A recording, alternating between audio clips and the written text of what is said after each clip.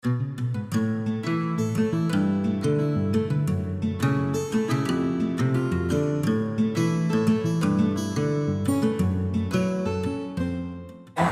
it's a smaller charity, it's local. I like to be local. It's the main reason, really.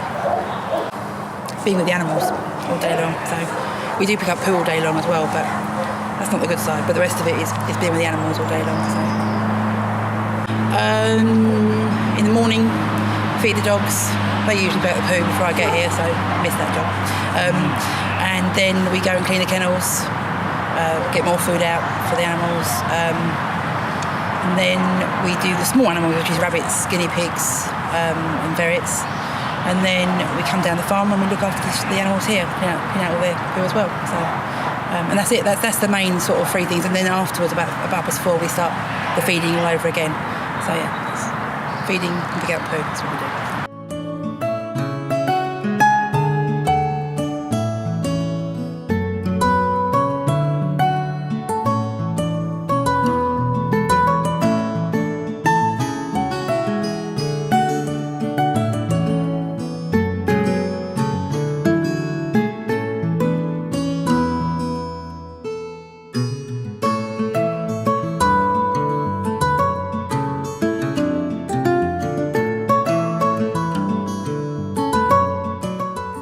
I have various places, so people can bring them in. Unwanted animals, really, so if they're moving, they can't take the animals with them. Flats, strays, a lot of strays come in as well. So, various reasons. Yeah, it's all run on donations, volunteers. It's all got sort of drop-off points, so people can drop food off, and then it's always brought here. So it's always donations. Boot sales, we have boot sales as well to raise money for the animals.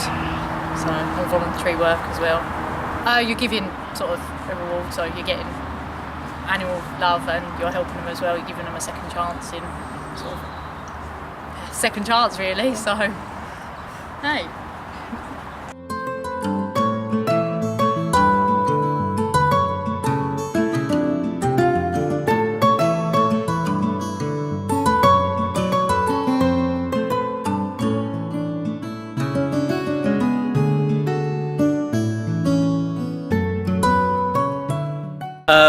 It's family run.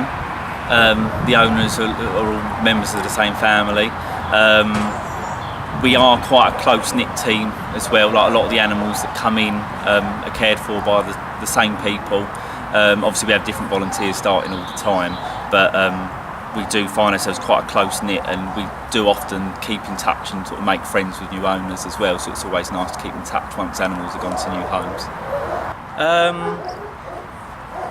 Knowing about their background helps. So for instance, if we've got a stray that comes in particular with dogs, you don't know any of its background. If it's a sort of middle-aged animal, you don't know if Harriet is with children. You can always assess, but you don't always know, so it's always safer to maybe put them sort of animals in an adult-only home. I mean, a lot of animals you will know, just how they are around you. We'll maybe keep certain animals for longer just so we can find out as much about them as possible. If animals are,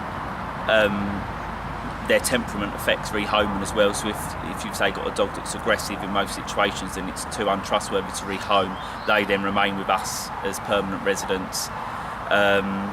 Age sometimes as a factor, which is always a shame. People aren't always as willing to rehome or adopt older animals, so they tend to become permanent, not through choice, but just because that's just the way it is, unfortunately. So, and obviously health as well. If we've got an animal in that's got health problems, they're harder to rehome as well. So.